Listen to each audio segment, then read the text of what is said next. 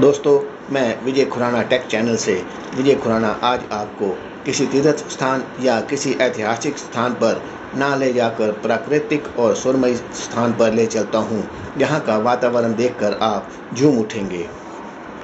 आज मैं आपको महाराष्ट्र के पुणे से लगभग 75 किलोमीटर दूर एक विचित्र गांव, जिसे खंडी के नाम से जाना जाता है, लिए चलता हूँ। पुणे के उत्तर में स्थित खंडी गांव के आसपास झरनों और खंडी पॉइंट एक ऐसा पिकनिक स्थान है जहां आप पूरा दिन बिता सकते हैं। ये स्थान पुराना मुंबई हाईवे पुणे लोनावाला मार्ग पर स्थित कान्हे फाटा यानी कान्हे गांव से लगभग 35 किलोमीटर दूर है।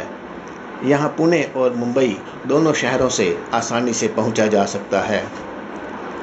पुणे से खंडी तक का सारा रास्ता एक अद्भुत यात्रा है। इस रास्ते में आप हरी भरी हरियाली और झरनों का आनंद ले सकते हैं। कान्हे गांव से खंडी जाने के लिए एक रेलवे फाटक पार करके ठोकरवाड़ी बांध को पार करेंगे। पुणे के मॉनसून के बारे में तो दोस्तों आप जानते हैं कि इस मौसम में प्रकृति अपने सुरमय रूप में होती है। फिर इस मार्ग पर तो क्या कहने, कभी घुमड़ते हुए बादल, कभी धूप, कभी धुंध भरा मौसम। थोड़ी देर में यहाँ खिलखिलाती धूप होती है तो थोड़ी देर में बारिश होने लगती है। चारों ओर हरियाली के कालीन बिछ जाते हैं और दूर पहाड़ों से झरने जीवंत हो उठते हैं। पहाड़ों और चट्टानी किनारों से गिरती दूधिया सफ़ेद पानी की धाराएं, जिसे स्थानीय लोग दबदबा कहते हैं, वास्तव में देखने लायक है। यह उन लोगों के लिए खुशी और आनंद का पल है जो बरसात के मौसम को पसंद करते हैं। इस बरसात के दिनों में और बारिश में कई झरने नजर आते हैं। मऊ गांव है जहां हमें पहला झरना मिलता है और फिर झरनों की यात्रा शुरू हो जाती है। अब हम पहुंच गए हैं जगताप झरना। ये बहुत खूबसूरत झरना है। यहाँ का सबसे सुंदर जगताप झरना झरने के पुल में प्रवेश करने के लिए 100 रुपये का शुल्क है, जो इस निजी स्थान का रख रखाव करने वाले परिवार द्वारा लिया जाता है।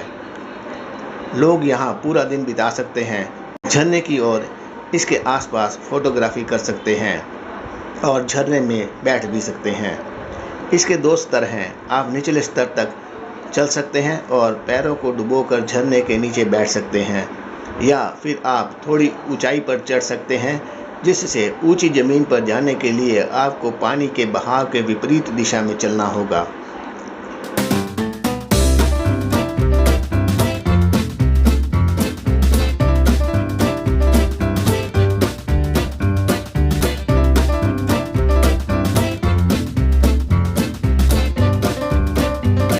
अब जैसे जैसे हम आगे बढ़ते गए, हम प्रकृति के और नज़दीक होते जाते हैं।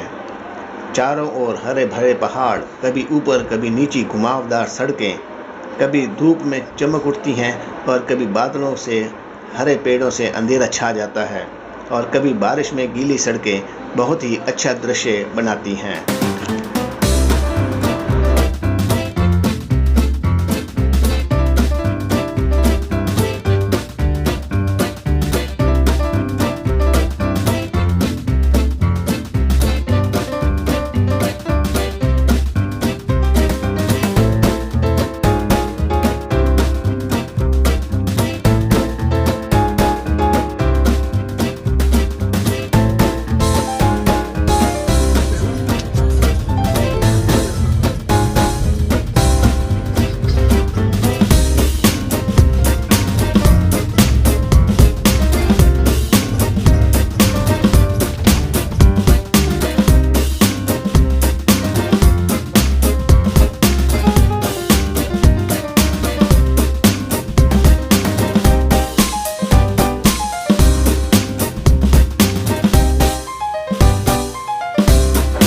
रास्ते में बेंदेवाड़ी और ठोकरवाड़ी के खूबसूरत झरनों के नज़ारे भी देखने को मिले।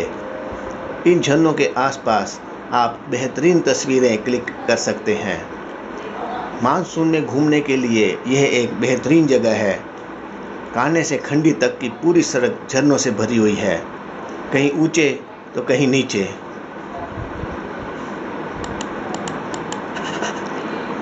कृपया ध्यान रहे, ये मौसमी झरने हैं और जुलाई से अक्टूबर तक ही होते हैं।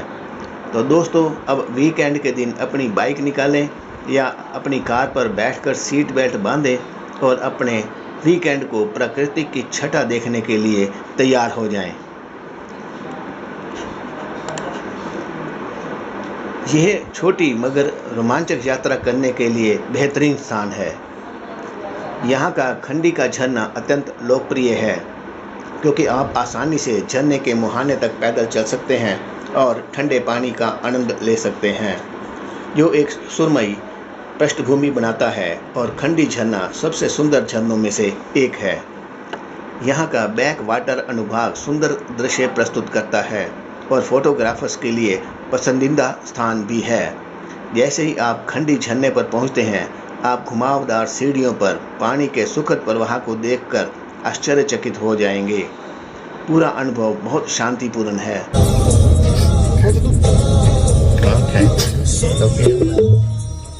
Your destination is on the right.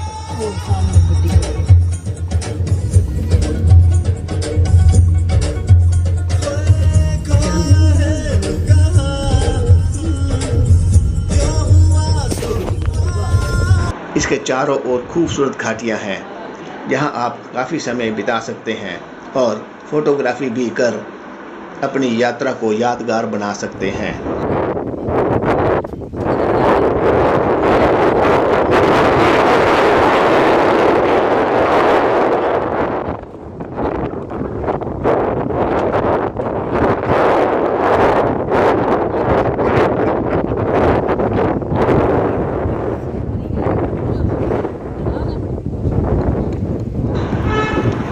यहाँ पर बड़ी तेज और ठंडी हवा चल रही है।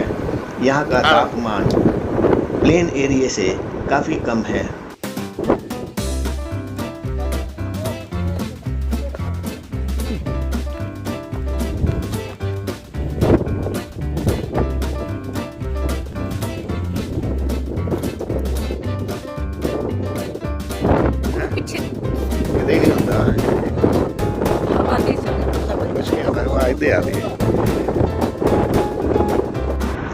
ट्रैकर्स के लिए ये बहुत ही खूबसूरत स्थान है और यहाँ कुछ अद्भुत ट्रैकिंग विकल्प भी मिलेंगे।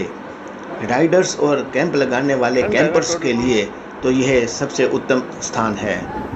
बाइकर्स के लिए जो बाइक खंडी झरने तक पहुँचने के लिए निकलते हैं, यात्रा रोमांचक और संतोषजनक है।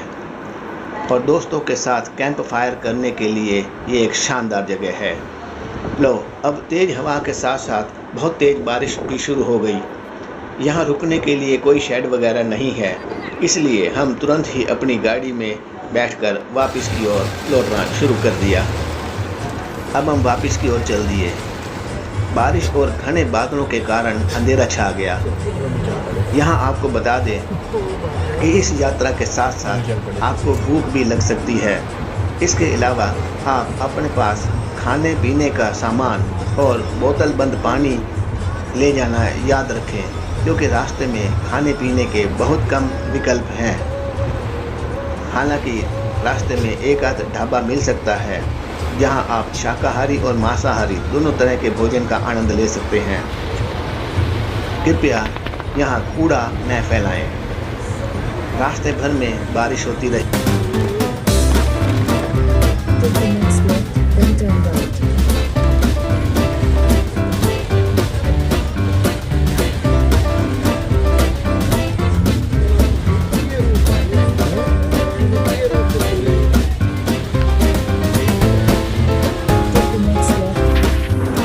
वापसी पर हम झील के रास्ते से लौटे। यहाँ एक बहुत बड़ी झील है और ये बहुत ही खूबसूरत है, तो ऐसी खूबसूरत यात्रा का एक बार अनुभव करना लाजमी है। अब बारिश भी रुक चुकी थी, फिर रोशनी हो गई थी। अपने दोस्तों और परिवार के साथ यादें संजोने के लिए समय निकालें और प्रकृति की सुंदरता का आनंद लेना न भूलें। यहाँ ये बताना ज़रूरी है कि सड़कों की स्थिति काफ़ी औसत है और आपको कुछ गड्ढे भी देखने को मिलेंगे। इस इलाके में संकरी सड़कें हैं, इसलिए सावधानी से अपने वाहन चलाएं। बड़े वाहनों को रास्ता दें, अन्यथा ट्रैफिक जाम हो सकता है। शराब पीकर गाड़ी न चलाएं और झील में तैरना भी खतरनाक है। यहाँ स्वयं के वाहन को प्राथमिकता दी जाती है क्योंकि स्थानीय परिवहन बहुत कम है और आरामदायक भी नहीं है। इस जगह पर जाने का सबसे अच्छा समय मानसून के दौरान है। बारिश हरी भरी हरियाली लाती है और आश्चर्यजनक झरनों, हरियाली वाले पहाड़ियों, पेड़ों, जलधाराओं और पवन चक्कियों का आनंद लेना अच्छा लगता है। अब हमें भूख लगाई थी।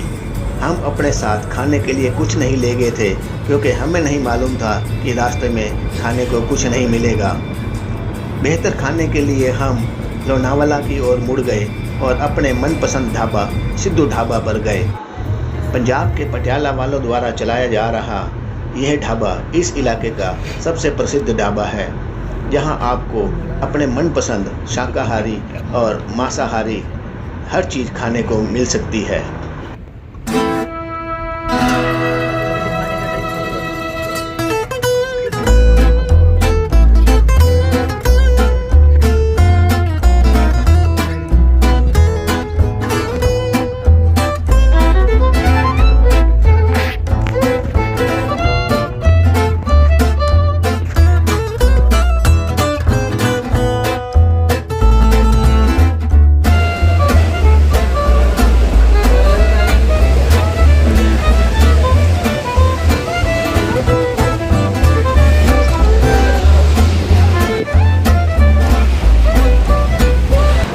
दोस्तों, मेरे इस वीडियो को लाइक करें, शेयर करें और सब्सक्राइब करें।